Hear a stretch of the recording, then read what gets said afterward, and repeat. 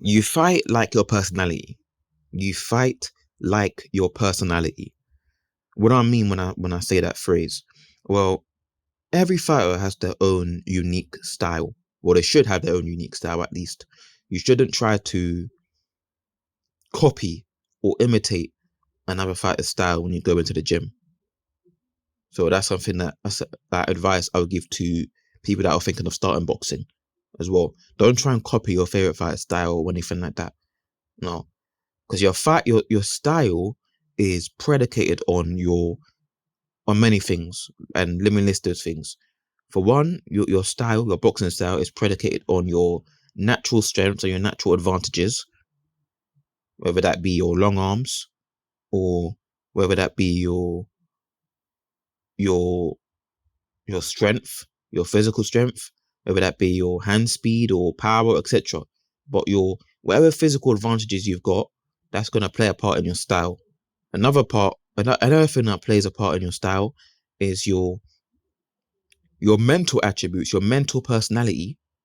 For example, if you're a naturally cautious person in the ring, you're naturally cautious, you're not a naturally aggressive fighter, then that kind of person is more likely to be a counterpuncher.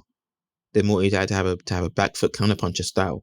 But if someone is more naturally fiery, more naturally aggressive, then you shouldn't try to make that person into a counterpuncher, into a back foot counterpuncher. No, that person should be a pressure foul or an aggressive boxer puncher or puncher. You guys kind of get what I'm saying?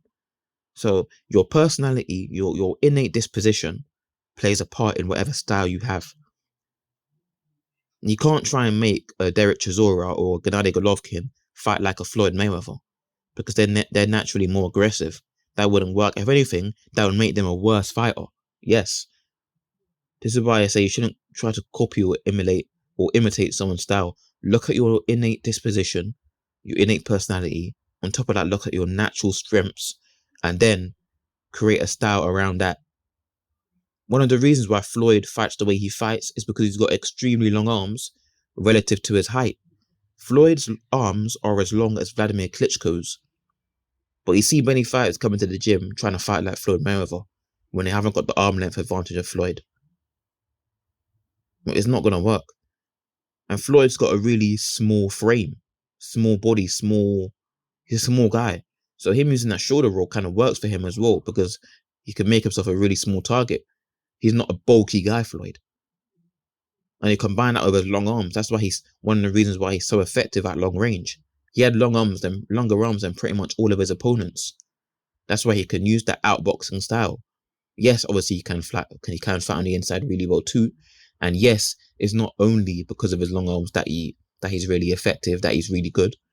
But I'm saying the long arms is a tool that he uses, that he maximizes. Maximize your tools. That's what you got to do in boxing. Mike Tyson, you can't make him fight like a Floyd Mayweather. Again, that wouldn't work. Mike Tyson's a guy that's got very short arms relative to other heavyweights. And he's a short guy, 5'10". And he's a naturally very aggressive guy in and out of the ring. So when I say your natural disposition, personality affects your style, I'm not just talking about your personality in the ring. I'm talking about how you are out of the ring as well. Tyson was a very fiery, aggressive guy. Hence why him having an aggressive pressure fighter style was so effective for him, because it suited and complemented his personality. And you combine that with the fact that he was extremely fast and athletic, but had very, very short arms. That style is tailor-made for him. That style complemented his disposition, his personality, and his natural strengths. You look at someone like, let me give another example. You look at someone like a Lyndon Arthur, for example. He's a guy where even if you hear him talk in interviews, in press conferences, he's extremely laid back. Doesn't like to say too much, just says the minimum really. And he fights like that as well. Laid back style, not very aggressive, sits on the back foot, pops that jab. If he sees a big opening, then he might go for the knockout. But if not, he's not gonna apply too much pressure. I mean, he fights just like his personality. His style complements his personality. and he's been pretty somewhat effective with it. Conor Benn, for example, very naturally fiery guy. You try and make Conor Benn fight like a Floyd, like the older Floyd. I'm talking about Money Mayweather, who is a naturally defensive counterpuncher. That again is going to backfire because Conor Benn is a fiery guy, so he needs to have a style where, and like a style where he's being more imposing, he's being more aggressive, and that's exactly what he's got. Conor Benn has got quite an aggressive style. He's kind of like a boxer puncher, you could say, and it complements him because it is predicated on his natural personality, i.e., he's fiery. Therefore, he's got an aggressive boxer puncher style. And therefore, the style complements his innate disposition, and that essentially makes him a more effective fighter. So yeah, I hope you guys pretty much get what I'm saying. Your style is predicated on your natural disposition and personality. On top of that, it's predicated on your natural strengths and advantages. Yes, there are a few exceptions to that rule. Like Sean Porter, he's got a very aggressive style, for example. But if you hear Sean Porter talk, he's actually quite a laid back, calmly spoken guy. So he doesn't come across as quite an aggressive guy out of the ring. Do you know what I mean? But he's got a very aggressive style in the ring. So yeah, there are exceptions to that rule. Maybe that's because a Porter has been able to temper his natural aggression and focus it into boxing solely. Maybe that's why he's aggressive in the ring, but out of the ring he's not.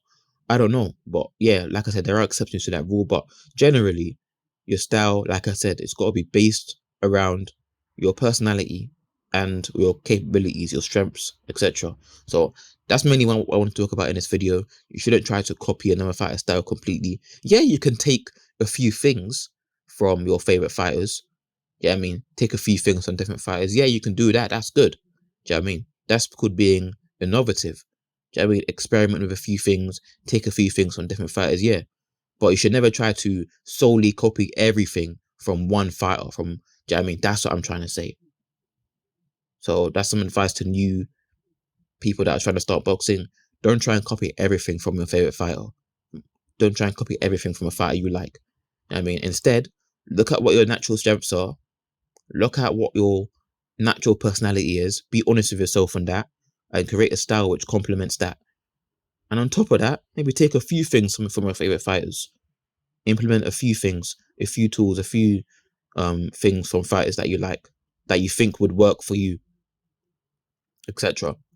And yeah, and doing all that would make you just an overall developed and improved fighter. So that's what I wanted to say in this video. And yeah, if you like the video, well, if you got far in this video, clearly you like it to some extent. So guys, come on, hit that like button, and yeah, put your comments in the comment section below. Anything you want to add to what I've said, anything you agree or disagree on, put it in the comment section below. I respond to pretty much all comments. So yeah, comment below. And yeah, until next time.